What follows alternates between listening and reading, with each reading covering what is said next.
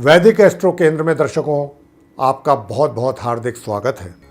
आज हम आपके सम्मुख माह दिसंबर 2020 का 12 राशियों का राशिफल लेकर के उपस्थित हुए हैं मित्रों। एक एक राशि करके सारी राशियों के विषयों जातकों के विषय में जानकारी दी जाएगी। लेकिन इससे पहले हम आपको ये बताना चाहेंगे कि हमारे पास आजकल बहुत सारी क्वेरीज आ रही हैं, बहुत प्रश्न आ रहे हैं लोगों के, जो हमारे दर्शक हैं। उनका ये कहना है कि गुरुजी, जब भी आप राशियों की चर्चा करते हैं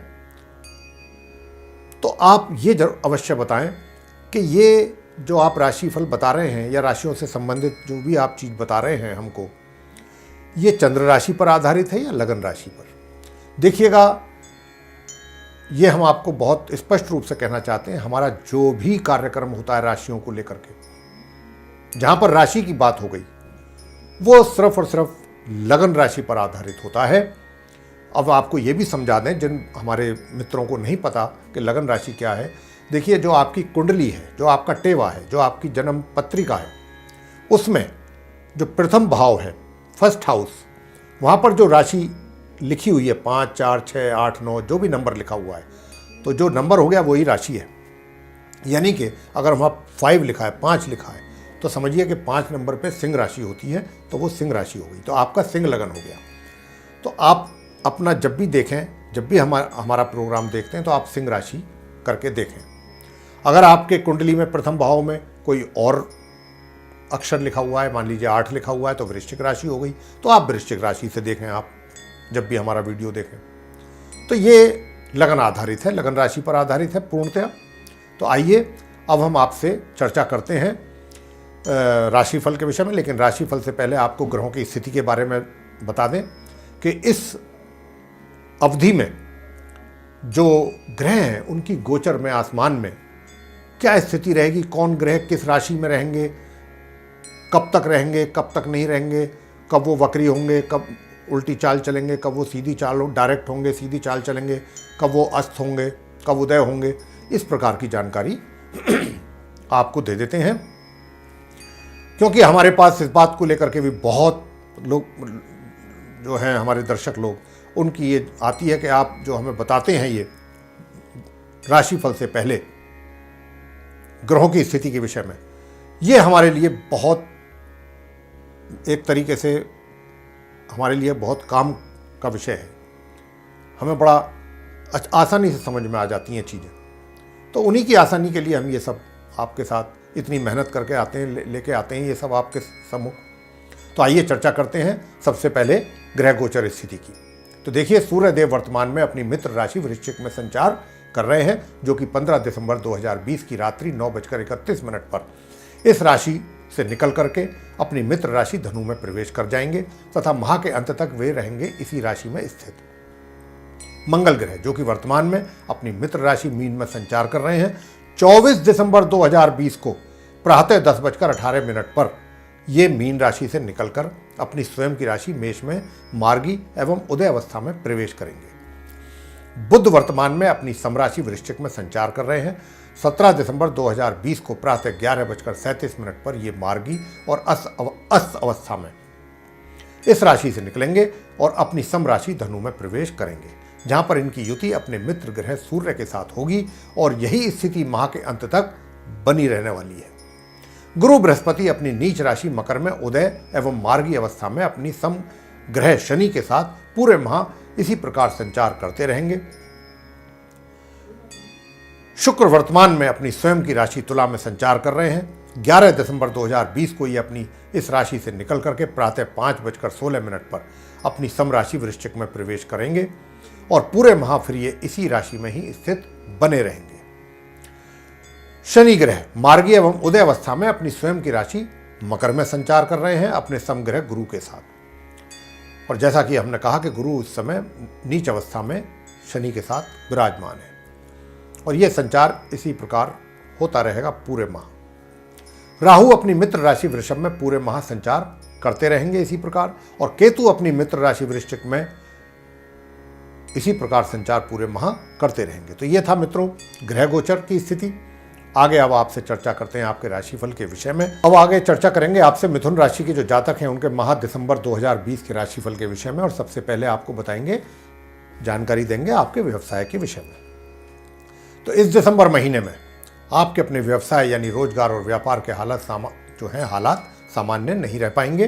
कहने का अभिप्राय हमारा यह है कि जिस प्रकार के परिणामों की आप अपेक्षा कर रहे हैं या करेंगे, वैसे परिणामों की प्राप्ति में बहुत ज़्यादा मुश्किलें आपको आएंगी। क्योंकि हम ऐसा इसलिए कह रहे हैं कि आपके व्यवसाय के घर के जो स्वामी हैं वो हैं गुरु बृहस्पति, और वो पूर्ण रूप से नीच अवस्था में होने के कारण आपको अपने कार्य क्षेत्र में भिन्न भिन्न प्रकार की समस्याओं से भी जूझना पड़ेगा। उनके कारण, जो कारण अभी हमने आपको गुरु बृहस्पति का बताया, उस कारण माह के मध्य तक किसी भी प्रकार की यात्रा करने से बचें, क्योंकि इस समय पर की गई यात्राएं आपके लिए लाभकारी सिद्ध नहीं होंगी। हाँ, क्योंकि यात्राओं का योग तो अभी बहुत लंबे समय तक बना रहेगा, तो अगर आप इस माह यात्रा करना ही चाहते हैं तो माह मध्य के उपरांत ही करें। व्यापार करने वाले जातकों को भी इस अवधि में किसी नई योजना को कार्यान्वित अगर वो ना करें तो उनके लिए अच्छा है, अन्यथा सफल नहीं हो पाएंगे। इसी प्रकार जो व्यक्ति रोजगार से जुड़े हुए हैं और वे अभी अपना रोजगार बदलने का विचार कर रहे हैं, तो कोशिश करें कि वर्तमान में आप जिस जगह पर कार्यरत हैं उसी पर ही बने रहने की कोशिश करें। उसमें आपको अगर आप चेंज करना चाहते हैं तो कोई सफलता प्राप्त नहीं होगी और आपके अनुकूल अवसर आपको प्राप्त नहीं होंगे। चुनौतियां तो आपको बराबर आएंगी, जिनका आपको पूरी हिम्मत के साथ सामना करना चाहिए, हमारा ये मानना है और ये कहना है आपसे।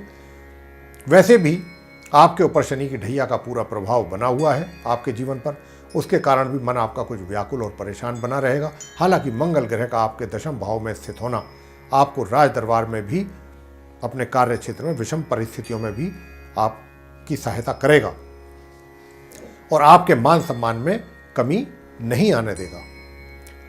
ये था व्यवसाय। आगे चर्चा होगी वित्तीय स्थिति के विषय में। आपके इस माह आय के साथ खर्चे भी होंगे, और जिन खर्चों की हम बात आपसे कर रहे हैं मित्रों, वह किसी ऐसी वैसी जगहों पर नहीं बल्कि प्रॉपर्टी आदि में आपका निवेश हो सकता है। इसकी संभावना बहुत अधिक है।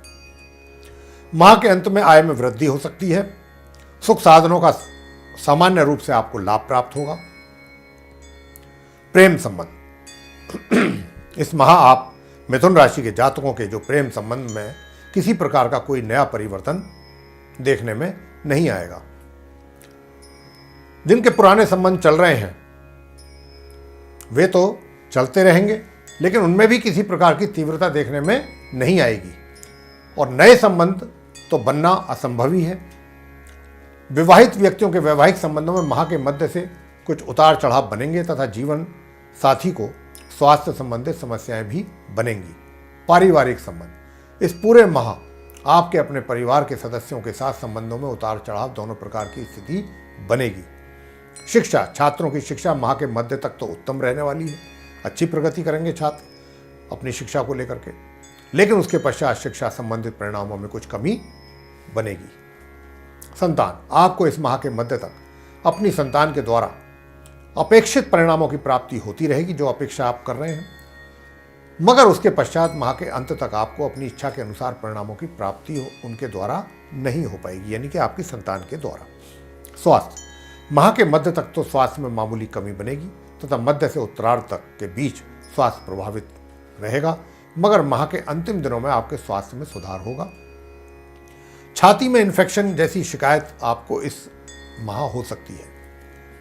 अब कौन से ऐसे उपाय करें कि जो भिन्न भिन्न क्षेत्रों में जो हमने परेशानियों का उल्लेख किया है, समस्याओं का, कि वो उनसे आपको छुटकारा मिले या वो उनमें कमी आए। तो अगर आप चाहते हैं, आपके लिए उपाय हैं, बता देते हैं। अगर आप करना चाहें तो कर सकते हैं। माह के मध्य तक प्रातः काल स्नान आदि से निवृत्त होकर सूर्य देव को तांबे के कलश से जल अर्पित करें, साथ में उसमें एक चुटकी कुमकुम भी मिला लें, और हनुमान स्तोत्र का पाठ नियमित रूप से करना है।